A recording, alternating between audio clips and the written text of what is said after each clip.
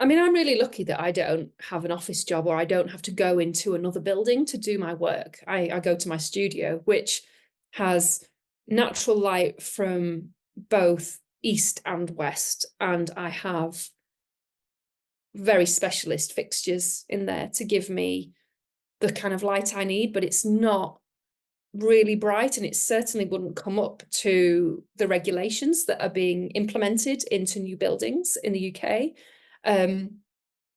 I think it's being put onto people, but it's not necessarily what people want or need. I think sometimes when you go into building, it's too stark, it's too bright. And yeah, I guess the reason is to try and make people more productive in their work. But I don't think that's all we need as human beings. We need more than that. It's more complicated than that. Light has got so much to do with our emotions and our physicality and our spirituality as well, and how it makes us feel. And I guess what I'm trying to say is that the people putting the regulators who are demanding these types of light and wavelengths in buildings are not thinking about anything else but productivity. And I found that a bit sad.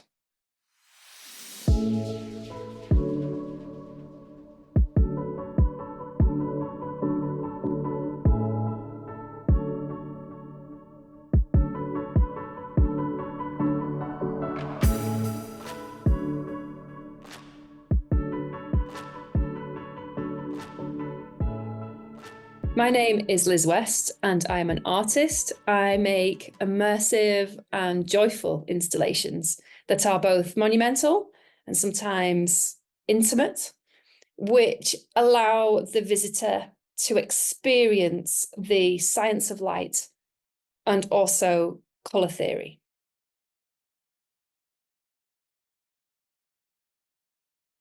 Well, first of all, you cannot see colour without light. So the two are intrinsically connected, which fascinates me.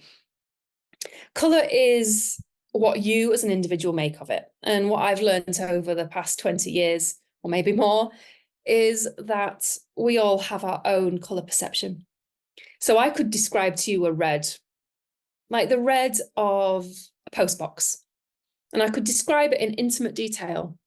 But in your head, it might be a completely different red to the one I have seen and am describing. And these experiences of colour that we individually have are so linked to our own memories of colour and our own experiences of colour in a sensory capacity.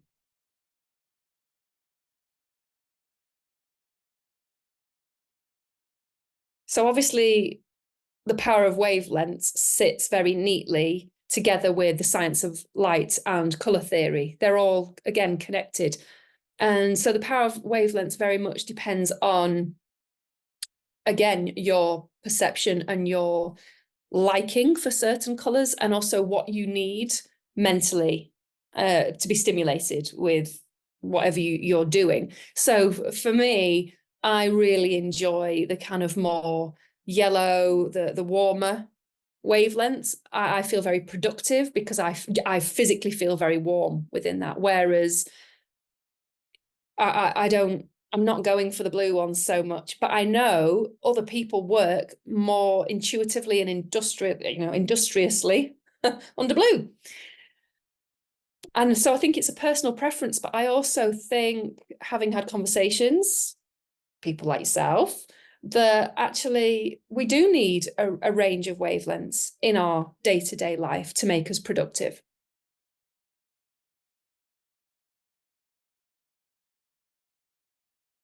My work aims to mimic and enhance natural light by the choice of materials. So I'm a magpie and I love materials. I'm obsessed with materials, in fact, but materials that draw in natural light, bounce it around, make you see elements of the building or the space that you might not normally be drawn to.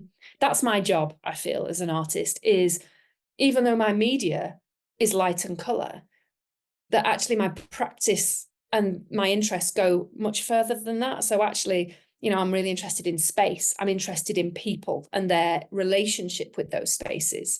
And I'm interested in being immersed taking someone out of the everyday and putting them into another worldly experience.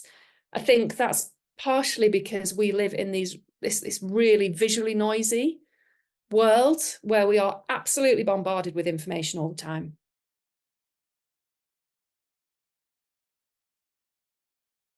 I'm lucky enough now to the point where I get to specify the lights that might be accompanying my installation or in my installation. And I will always be like, I want 3000 Kelvin maximum.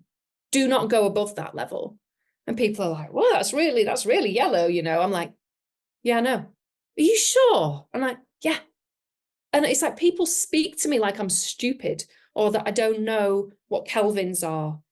And I'm like, thing is, because I have seasonal affective disorder, I really know what Kelvins are. And not just that, I also work with light. So of course, and I find it a bit sad that people just want to implement 4,000, 6,000 K because that's what you do. But actually my installation works, they are nothing about productivity and everything about experience. And what I can do as an artist is like a puppet master. I can control how people experience my work. And I will try and do that really carefully with an edge of perfectionism as much as I can. Everything else I can't control, but my work is my work and I will and I can.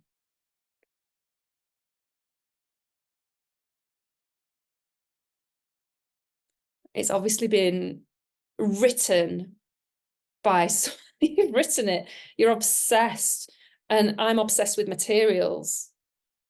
And I'm obsessed with color and light. And I feel I could write a book about that. And you're writing a book about something that you are so passionate about that you're going to educate people. It's important because I think it's something that's not talked about all the time.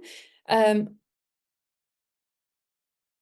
mean, wavelengths, people know about them. People know about microwaves. People know know about UV. And I think that's probably where the average Joe, their information stops, really.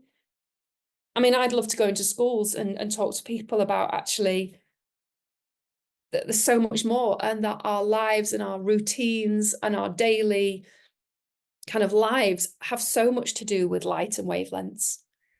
So I think if people really, you know, listened or read to this book, that they could change their lives actually and the way they decided to live their days.